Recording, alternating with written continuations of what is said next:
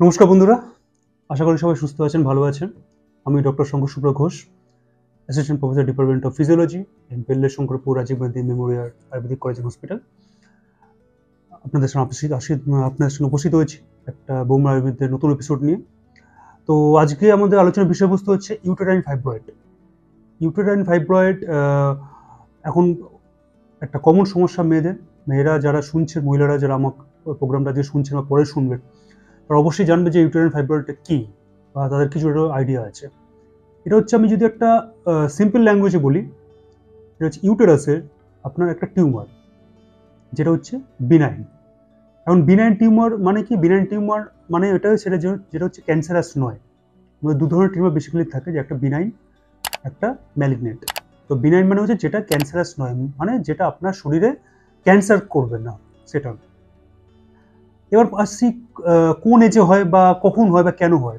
Basically এটা যদি আমি চাইল্ডহুড, মেয়েরা যারা চাইল্ড আছে বা চাইল্ড বিয়ারিং এজ যেটা আছে, মোটামুটি ওই এজে প্রতি 5টা মেয়ের মধ্যে একটা মেয়েরই এই সমস্যাটা থাকে, ঠিক আছে।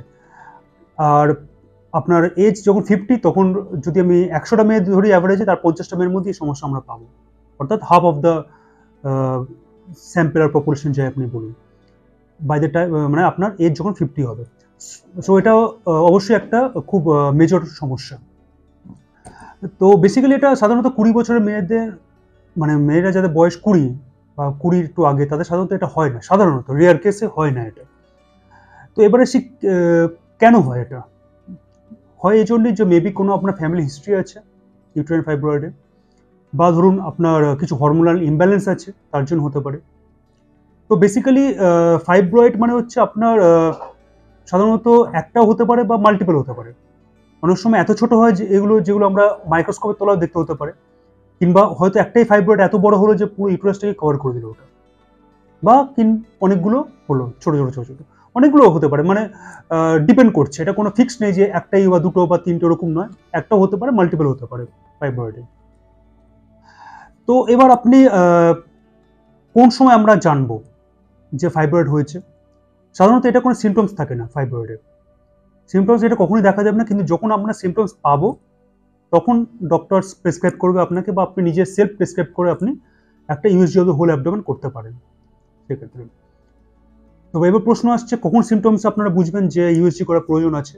যখন দেখবেন আপনার ব্লিডিং সময়ের চেয়ে বেশি দিন এক্সটেন্ড হচ্ছে, বা ব্লিডিং অত্যধিক হচ্ছে, বা ব্লিডিংয়ে ধরুন ক্লট ফর্মেশন হচ্ছে, ক্লটেড টাইপের ব্লিডিং হচ্ছে, আপনার একটুখানি পেলভিক পেন, যেটা আপনার পেলভিক পেন বা পেলভিক ক্র্যাম্প টাইপের হতে পারে ওখানে, কিংবা মনে হবে যে মানে অ্যাবডোমেনটা অলওয়েজ লাগবে, ফুল ফুল লাগবে, মানে মনে হবে ভর্তি ভর্তি লাগছে পেটটা সবসময়, ঠিক আছে। তো এগুলো হচ্ছে কিছু কিছু সিমটমস থাকে। এই সিমটমসগুলো যখন আপনারা পাবেন, বা আমাদের কাছে যখন পেশেন্ট আসে, তখন আমরা একটা ইউএসজি করতে বলি। সাধারণত ইউএসজিতে কি দেখা যায়, তখন ফাইব্রয়েড আমরা দেখতে পাই জিনিসটা। এবার আসি যে প্রেগনেন্ট অবস্থায় কি ফাইব্রয়েড থাকে? প্রেগনেন্ট অবস্থায় ফাইব্রয়েড থাকে না। কেন থাকে না? কারণ এই সময় ব্লাড ফ্লো ইনক্রিজ হয়, ইস্ট্রোজেন লেভেল ইনক্রিজ হয়, এবং তখন অটোমেটিকলি ফাইব্রয়েডগুলো ডিসঅ্যাপিয়ার হতে থাকে। কিন্তু প্রেগনেন্সি যখন হলো, টিল বেবি জন্মালো, বেবি জন্মার পরে কিন্তু ফাইব্রয়েড আসার চান্স থাকে, মানে প্রেগনেন্ট সময় কিন্তু ফাইব্রয়েড থাকে না, ঠিক আছে। তো এটা একটা বেসিক্যালি একটা জিনিস, যে আপনার প্রেগনেন্সির সময় ফাইব্রয়েড থাকে না। এবার আসি যে কি করে আমরা ট্রিট করতে পারি, বা আমরা কি করে আয়ুর্বেদিকে ট্রিট করি। আয়ুর্বেদিকে ফাইব্রয়েড সাধারণত ট্রিট হয় আপনার কিছু পঞ্চকর্ম থেরাপি আছে, যেমন স্নেহন থেরাপি আপনি করতে পারেন, ধান্যন্তর ঘৃত দিয়ে করতে পারেন স্নেহন থেরাপি, বাষ্পসহিত করা যেতে পারে, কিংবা বিরেচন করা যেতে পারে। বিরেচন কি দিয়ে? ইচ্ছাবৃতি রস 125 থেকে 250 মিলিগ্রাম, এর সঙ্গে একটু ত্রিফলা কষায় 50 ml, এইগুলো দিয়ে আপনি বিরেচন করতে পারেন। আর একটা যেটা আপনার হতে পারে, যেটা হচ্ছে কিছু মেডিসিনস অবশ্যই আছে।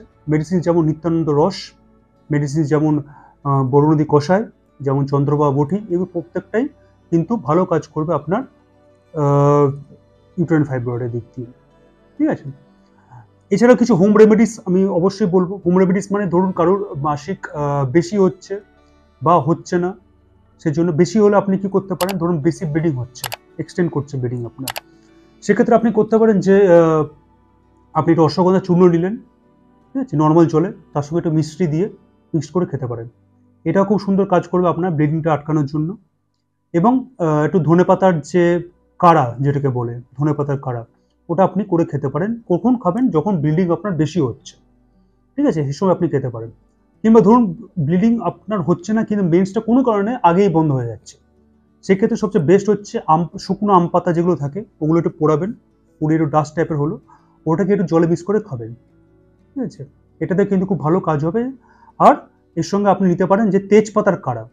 তেজপাতার কাড়াটাও কিন্তু আপনার ব্লিডিং মানে কম হচ্ছে, সেখান থেকে কিন্তু মানে মেন্সটা ঠিকঠাক করার জন্য ভালো কাজ দেবে। এর সঙ্গে অবশ্যই আপনি ডায়েটটা তো মেন ফ্যাক্টর, ডায়েটটা যেটা নর্মাল যেটা ডায়েট সেটাই নেবেন, কিন্তু বেশি স্পাইসি ফুড, বেশি আটা ময়দার জিনিস, বেকারি আইটেমস, হ্যাঁ, বেশি এই জাতীয় জিনিসগুলোকে অ্যাভয়েড করে চলবে। এগুলো যদি অ্যাভয়েড করেন, কিছু হোম রেমেডি যদি পালন করেন, এবং অবশ্যই আপনি সেলফ ইউএসজি করাতে পারেন কিংবা ডক্টর প্রেসক্রাইব ইউএসজি করাতে পারেন। বাট আমি বলবো যে যত তাড়াতাড়ি সম্ভব ফাইব্রয়েডকে আপনি ট্রিট করারই চেষ্টা করুন, কারণ এটা কিন্তু পরবর্তী ক্ষেত্রে মেজর প্রবলেম হয়ে দেখা দিতে পারে।